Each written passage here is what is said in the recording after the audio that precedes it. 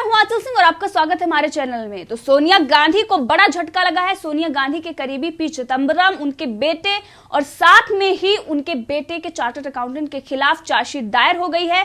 तो जिस तरीके से कांग्रेस उनकी जमानत पर खुशियां मना रही थी, अब वो दिन दूर नहीं कि चिदंबरम और उनके बेटे समेत उनके चार्टर्ड अकाउंटेंट जेल के अंदर होंगे। और इसी विषय पर चर्चा के लिए हमारे साथ हैं राजनीतिक विशेषज्ञ पवन त्यागी। सर, आपका बहुत बहुत स्वागत है हमारे चैनल में। सर, वो कांग्रेस जो बोल रही थी कि बेगुनाह है, उनको फंसाया जा रहा है, जिस तरीके से सबूत मिल रहे हैं और चार्जशीट दायर हो गई क्योंकि जमानत पे वो चल रहे हैं, अब कांग्रेस इस पर क्या जवाब देगी? आप क्या कहेंगे इस मामले पर? क्योंकि हमने देखा जिस तरीके से इन्होंने अपने पद का दुरुपयोग किया, आईएनएक्स मीडिया मामला जो सामने आया, इसमें इतनी बड़ी धोखाधड़ी, इस पर आप क्या कहेंगे? देखिए, कांग्रेस का जब से हम देख रहे हैं कि पिछले आज़ादी के बाद से जब तक कांग्रेस का शासन रहा है, उसमें भ्रष्टाचार तो एक कॉमन विषय है कि कांग्रेस सत्ता में हो और भ्रष्टाचार ना हो, ऐसा कभी हुआ ही नहीं है। तो कितने घोटाले हुए हैं, कॉमनवेल्थ घोटाला ले लीजिए, कोल घोटाला ले लीजिए, 2G 3G, ये घोटालों की सरकार ही रही है। और जो जिस पद पर रहा, जिस मंत्रालय में रहा, जिसको जहां लूटने का मौका मिला उसने वहां लूटा। लेकिन दुर्भाग्य की बात यह है कि कोई गृह मंत्री जैसे पद पर, वरिष्ठ पद पर बैठा हो, या वित्त मंत्रालय जैसा एक महत्वपूर्ण पद पर बैठा हुआ व्यक्ति भी जब भ्रष्टाचार में इन्वॉल्व हो और अपने बेटे के थ्रू विदेशी पैसे को लाने में किस तरह से कानूनों की धज्जियां उड़ाई गई, ये इतिहास में शायद पहली बार हुआ है कि देश का वित्त मंत्री वित्त से संबंधित घोटालों में खुद शामिल है। अपने परिवार के जरिए किस तरह से भ्रष्टाचार करके वो 305 करोड़ रुपए में जो अनियमितता थी, ये तो एक मामला है जिसमें कानून, ईडी का इसमें शिकंजा कसा है। वरना ऐसे बहुत सारे अनसुलझे, अनकहे केस हैं जिसमें भ्रष्टाचार हुआ, अरबों करोड़ों रुपए कमा लिए गए और देश का बंटा बिठाने में इन लोगों ने पूरा ये काम किया है। कांग्रेस की सरकार ने, उनके खुलासे नहीं हुए हैं क्योंकि उनके सबूत नहीं है, लेकिन कांग्रेस सर से लेकर पैर तक भ्रष्टाचार में डूबी हुई है। और मैं आपको बता दूं कि जब कांग्रेस की सरकार 15 साल, ये जाने माने वित्त अर्थशास्त्री मनमोहन सिंह ये प्रधानमंत्री भी रहे हैं, उस कार्यकाल में तो ये हाल है कि गृह मंत्रालय से एनओसी लेने के लिए खुला एक गलियारों में चर्चा थी कि 60-40 का रेशो है। माने अगर विदेश से कोई फंड आपका आ रहा है और उसको गृह मंत्रालय से एनओसी चाहिए तो 40% आपको कमीशन देना ही पड़ेगा। इस तरह की चर्चाएं जो राजनीतिक गलियारों में आम बात थी और यह भ्रष्टाचार खुलेआम चलता था। और मैं बताऊं, इस भ्रष्टाचार के तार सोनिया गांधी से ना जुड़े हों, ऐसा हो नहीं सकता, क्योंकि सोनिया गांधी के पास ही सारे मंत्रियों की और मंत्रालयों की कमान थी। तो वो कमीशन जो मंत्रालयों से इकट्ठा होता था वो सोनिया गांधी तक भी जाता था कि नहीं, उसकी भी अभी इंक्वायरी होना अभी बाकी है।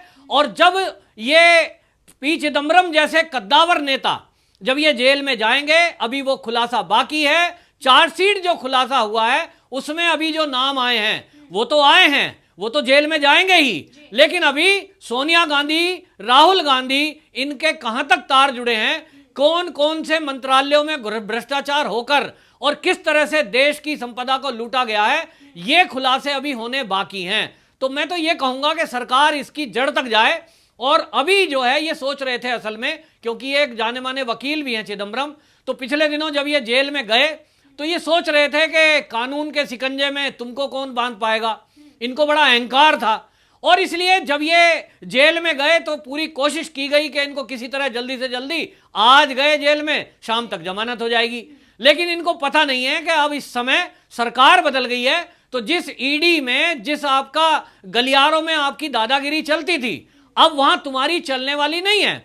और इसलिए जेल में ये जब गए तो कांग्रेस ने एक झूठ फैलाने की कोशिश की कि साहब वो जो इस समय के गृह मंत्री हैं अमित शाह, ये बदले की भावना से कार्रवाई कर रहे हैं, क्योंकि जब गृह मंत्री अमित शाह जेल गए थे तब चिदंबरम गृह मंत्री थे। तो देखिए, ये बदला ले रहे हैं। भाई, बदला नहीं ले रहे हैं। अगर आपके तार ईडी से नहीं जुड़े होते, ईडी में जो घोटाला हुआ है इसमें आपका कनेक्शन नहीं होता, तब चार्जशीट दाखिल आज हो रही है, तब आपने ये कह दिया कि हमारे खिलाफ सबूत क्या है।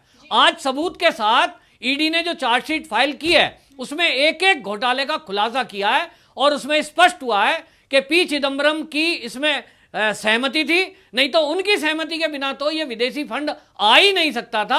नियमों में बदलाव किया गया, किस तरह से अपने बेटे की कंपनी जो आईएनएक्स मीडिया है उसको फायदा पहुंचाने के लिए सारे नियमों को तार पे रखा गया।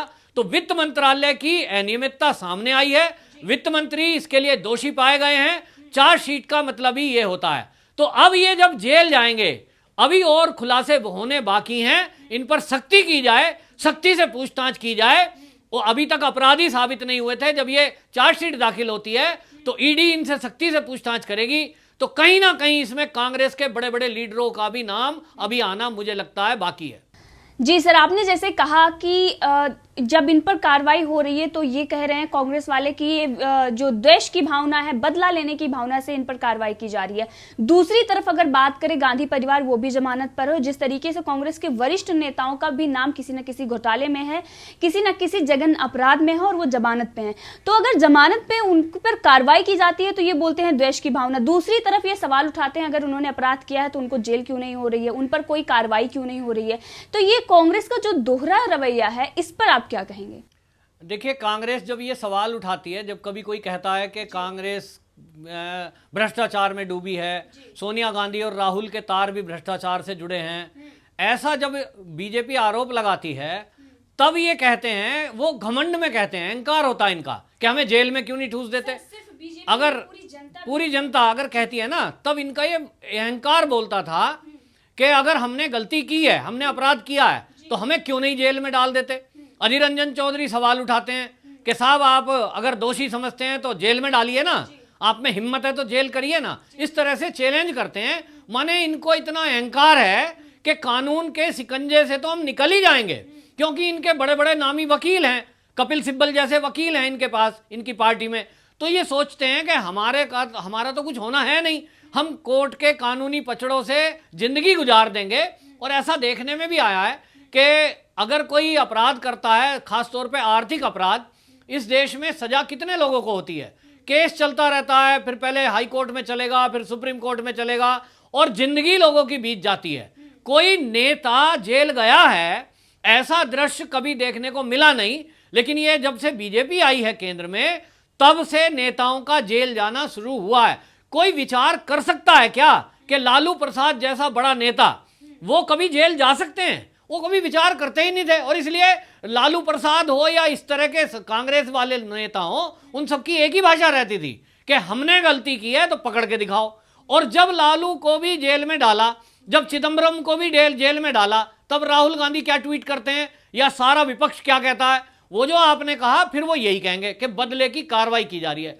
इनकी जब तक चलती है तब तक तो ये कानूनी पचड़ों में उलझकर और तारीख पे तारीख वाली बात करा के मामले को टालने की कोशिश करते हैं। और ये सोचते हैं कहीं ना कहीं मामला सेट हो जाएगा और इसको हम टैकल कर लेंगे। लेकिन जैसा कि प्रधानमंत्री मोदी बार बार कहते हैं कि अब ये बदलता हुआ भारत है, यहां बदले की भावना से कोई कार्रवाई नहीं की जाती। लेकिन जिन्होंने कोई अपराध किया है तो उन अपराधियों को बख्शा भी नहीं जाएगा। ये कब हो रहा है, ये क्यों हो रहा है इस समय कि अब अपराधियों को पकड़ने के लिए और ईडी जैसी संस्था को कार्रवाई करने के लिए खुली छुट्टी मिली हुई है। खुली छुट्टी माने अब कोई दखलंदाजी राजनीतिक गलियारों की नहीं है। राजनीति की अगर दखल रहती है इन मामलों में तो आप देखेंगे कि कई बार क्या होता है, राजनीतिक दल किसी ना किसी जरिए से अपनी मित्रता निकाल लेते हैं और अंदर खाने सब ये एक होते हैं। अधिकारी फिर दबाव में आकर के कई बार फैसले सही नहीं ले पाते। लेकिन अब ये बदलता हुआ भारत है, जिस समय आज नेता हो, कोई अभिनेता हो, कितने ही बड़ी पोस्ट पे बैठा हो, कितना बड़ा वकील हो, और चाहे जुडिशरी से जुड़े हुए कितना भी वरिष्ठ पद पर क्यों ना बैठा हुआ व्यक्ति हो, उनके खिलाफ भी अब आप देख रहे हैं कि उनके खिलाफ भी कार्रवाइयां हो रही हैं और वो जेल के पीछे जा रहे हैं। तो इसमें कोई दो राय नहीं है कि अभी जमानत पर जो बाहर हैं राहुल गांधी और सोनिया गांधी, इनका भी नंबर आएगा, रॉबर्ट वाड्रा का भी नंबर आएगा। इन सब के खिलाफ अभी जांच चल रही है, क्योंकि आप देख रहे हैं कि देश में बड़ी बड़ी समस्याएं बहुत सारी हैं और इसलिए पहले इस तरह के मुद्दे चल रहे हैं। लेकिन नंबर सबका आएगा। चिदम्बरम का नंबर आ गया तो ये बता रहा है कि जब इतने बड़े लीडर का नंबर आ सकता है तो सोनिया गांधी और राहुल गांधी कानून के सामने क्या हैं? कोई बड़े नहीं है, राहुल और सोनिया का भी नंबर आने वाला है। तो आप देखेंगे इतने बड़े बड़े मछलियों पर जब कार्रवाई हो रही है, और ईडी की कार्रवाई आप जानते हैं कि जब ईडी कार्रवाई करता है तो वो जो संपत्ति है, जो हेराफेरी संपत्ति का, वो उसे जब्त करती है, और उसकी जो जब्ती होगी तो वो देश के लिए फायदा ही है। करोड़ों में रुपया जब जब्त होगा तो उसको कहीं ना कहीं गरीबों में बांटा जाएगा। गरीबों के लिए कल्याण योजनाएं जो सरकार चलाती है तो उनमें गरीबों तक वो पैसा पहुंचेगा। तो गरीबों का भला करने के लिए ये भ्रष्टाचारियों का पकड़ा जाना, जेल में जाना बहुत जरूरी है, जो अब कार्रवाइयां होनी शुरू हुई है। आगे आने वाले दिनों में हम देखेंगे कि कांग्रेस के और बड़े बड़े लीडर भी इसी तरह जेल में सलाखों के पीछे होंगे। जी बिल्कुल, आईएनएक्स मीडिया मनी लॉन्ड्रिंग मामले में अब चार्जशीट दाखिल हो गई है। इसमें पी चिदम्बरम के साथ उनके बेटे कार्ति चिदम्बरम और उनके साथ उनके जो चार्टेड अकाउंटेंट थे एस भास्कर रमन, इन लोगों का नाम है इस आरोप पत्र जो दाखिल किया गया है। तो देखते हैं आगे क्या होता है, और नई अपडेट के लिए बने रहिए हमारे साथ। सर, आपका बहुत बहुत धन्यवाद हमसे जुड़ने के लिए।